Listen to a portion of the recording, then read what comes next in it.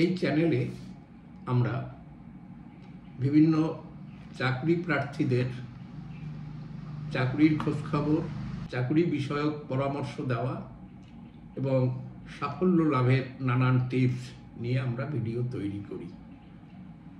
সঙ্গে সঙ্গে আমরা ছাত্রদের সাধারণ বিষয়ের উপরে জ্ঞান বৃদ্ধির জন্য সমসাময়িক দেশ এবং আন্তর্জাতিক ক্ষেত্রের ঘটনাবলীকে আমরা সামনে নিয়ে আসি ছাত্রদের সেই বিষয়ক ধারণা তৈরি করার জন্য, যাতে তাদের নলেজ বেস প্রসারিত হয়।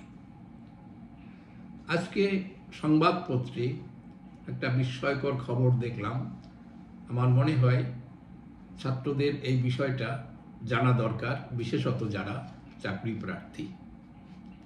ভারতের জামাত এর প্রধান, ইসলামী জামাত, তার প্রধান তিনি এক ফতোয়া দিয়ে বলেছেন যে মুসলমানদের, ইসলামী যুবক যুবতীদের ইংরেজি নববর্ষ পালন করা অনুচিত এবং তা ধর্মীয় বিরোধী। তিনি এইভাবে যে ফতোয়া জারি করেছেন, জামাতের প্রেসিডেন্ট শাহাবুদ্দিন রাজভী তিনি বলেছেন ইসলামী যুবক যুবতীদের এই উৎসবে যোগ না দেওয়ার জন্য পরামর্শ দেওয়া হচ্ছে, কারণ ইংরেজি নববর্ষ পালন একটি খ্রিস্টীয় উৎসব। এমনকি এই সময় মানুষের সাথে শুভেচ্ছা বিনিময়ও ঠিক নয়। এখানে কথা হলো, প্রত্যেক মানুষ তার ধর্ম বিশ্বাসের দ্বারা পরিচালিত হবে। ধর্মবোধ, ধর্মীয় ভাবনা সে পালন করবে, এটা প্রত্যাশিত, কোনো অসুবিধা নেই। কিন্তু আমরা সেই ধর্মীয় বোধের বাইরেও আমরা একটা বৃহত্তর দেশের নাগরিক এবং সামাজিক প্রাণী। সমাজবদ্ধভাবে ভারতে বিভিন্ন ধর্ম, বিভিন্ন সম্প্রদায়ের মানুষরা পাশাপাশি বাস করে। ফলে বিভিন্ন ধর্মীয় অকেশনে পরস্পরের মধ্যে শুভেচ্ছা বিনিময় একটা স্বাভাবিক প্রথা। এই মৌলবাদী যে ভাবনা থেকে এটা আসে যে অন্য ধর্মের যা কিছু তাই ইসলামের পক্ষে অনুসরণ করা অনুচিত, তা ধর্ম বিরোধী, এটা সম্ভবত এক ধরনের সংকীর্ণ মনের পরিচয় দেয়। ভারতের মতো বহু মতের, বহু ধর্মের দেশের ক্ষেত্রে এই ধরনের চিন্তা তাদের যে সংকীর্ণ মনোভাবের পরিচয় দেয়, তার দ্বারা একটা বিভাজনের রাস্তা তৈরি হয়, নিজেদেরকে আলাদা করে রাখা।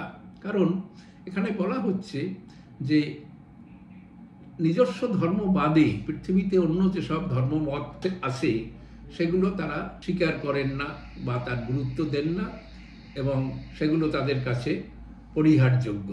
এই কারণে হিন্দুর পূজা উৎসব দেখা যেমন নিষেধ, খ্রিস্টানদের 25শে ডিসেম্বর যীশুখ্রিস্টের জন্মদিন পালনে অংশগ্রহণ করা বা তার কাছে থাকা, এগুলোও তাদের কাছে অনৈতিক, অধর্মীয় বা বিধর্মীয় আচার বলে তারা মনে করেন। অর্থাৎ সেখানে নিজের ধর্মমতের বাইরে অন্য কাউকে স্বীকৃতি দেওয়া যাবে না। এবং বিভিন্ন সময় দেখেছি বিভিন্ন ফতোয়াতে ইসলামী পণ্ডিতদের মতামত হলো যে শুধু এটাই নয়, এই উপলক্ষে কারোর সাথে শুভেচ্ছা বিনিময় করা তাও ঠিক নয়, কারণ ওই শুভেচ্ছাটা মূল কেন্দ্রবিন্দু হচ্ছে সেই ভিন্ন ধর্মী লোকদের ধর্মীয় উৎসব, কাজেই তাকে অনুসরণ করা ঠিক হবে না। কিন্তু কথা তাই নয়, পৃথিবীর কোনো দেশেই এখন সামগ্রিকভাবে যে উৎসবাদি পালন করা হয় তার দুটো দিক থাকে, একটা ধর্মকেন্দ্রিক, একটা সামাজিক উৎসব। নববর্ষ পালন, কোনো মহাপুরুষের জন্মদিন উদযাপন করা, যেমন আমরা ভারতে আমরা করে থাকি রবীন্দ্রনাথের জন্মদিন পালন, কোনো রাজনৈতিক ব্যক্তিত্ব মহাত্মা গান্ধীর জন্মদিন পালন, এগুলো মধ্যে কোনো ধর্মীয় ভাবনা নেই, এগুলো এক ধরনের সামাজিক রীতিনীতি। আমরা সামাজিক প্রথা হিসাবেই এটা তৈরি হয়ে উঠেছে তাদের সেই মহাপুরুষদের সম্মান দেখানোর জন্য, অথচ এরা তার স্বীকৃতি দেয় না। দ্বিতীয়ত, ইংরেজি যে বছর, খ্রিস্টীয় যে বছর আমরা কি বলি, যা এখন 2024 সালে এসে পরিণত হয়েছে, তা কি যীশুখ্রিস্টের জন্মদিন থেকে শুরু হয়েছিল? সেই বছর থেকে যদি শুরু হতো তাহলে বছরটি তো প্রথমেই সেই আমরা যাকে 25শে ডিসেম্বর বলছি সেই দিনকেই 1 জানুয়ারি হিসাবে বছরের প্রথম দিন হিসাবে সূচিত হতো। ভারতে এরকম কোনো ক্যালেন্ডার আছে যেখানে সেই রকম বিশেষ দিন উপলক্ষে, যেমন হিজরি সাল হজরত মুহাম্মদের হিজরত থেকে সেই দিন গণনা শুরু হয়েছে বলে হিজরি সাল, এরকম একটা বিশেষ ঘটনার সাথে লিঙ্ক হতো। কিন্তু 1 জানুয়ারির সাথে যীশুখ্রিস্টের জন্মদিনের কোনো লিঙ্ক নেই। এবং ইতিহাসের যাদের ব্যুৎপত্তি আছে তারা জানেন যে যীশুখ্রিস্টের জন্ম হয়েছিল এই খ্রিস্টীয় সাল যখন থেকে শুরু হয়েছে তারও অন্তত 4 থেকে 5 বছর আগের কোনো সময়। ফলে দুই কারণেই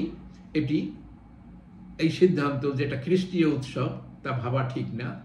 কিন্তু শুরু যেভাবেই হোক না কেন, অনেক সংস্কার পরিবর্তনের পরে এই বছর এটি পৃথিবীর অনেক দেশে সরকারি হিসাবে বা একাডেমিক সার্কেলে বা ব্যক্তিগত নিয়ম কানুনের ক্ষেত্রে এই বছরকেই হিসাব করা হয়,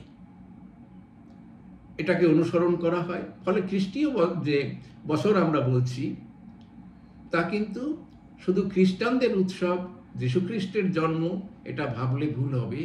এটি আমাদের দেশেরও বর্তমানে সরকারি বছর হিসাবে, সরকারি ক্যালেন্ডার হিসাবে এটা গৃহীত হয়েছে। ফলে এই বছরটাকে পালন করা এটা কোনোভাবেই কোনো খ্রিস্টীয় উৎসব নয়। এক।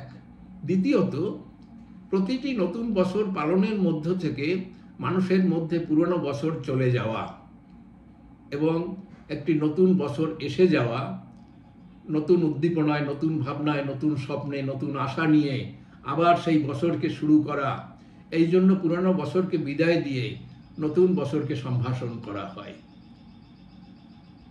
আমার মনে হবে যে কোনো মুক্তমনা মানুষ বা সাধারণ বুদ্ধির মানুষও বুঝতে পারবে যে কোনো অবস্থাতেই এই নববর্ষ পালন করা এর মধ্যে কোনো ধর্মীয় বিষয় নেই। এটি নেহাতেই একটি সামাজিক প্রথায়, সামাজিক উৎসবে পরিণত হয়েছে।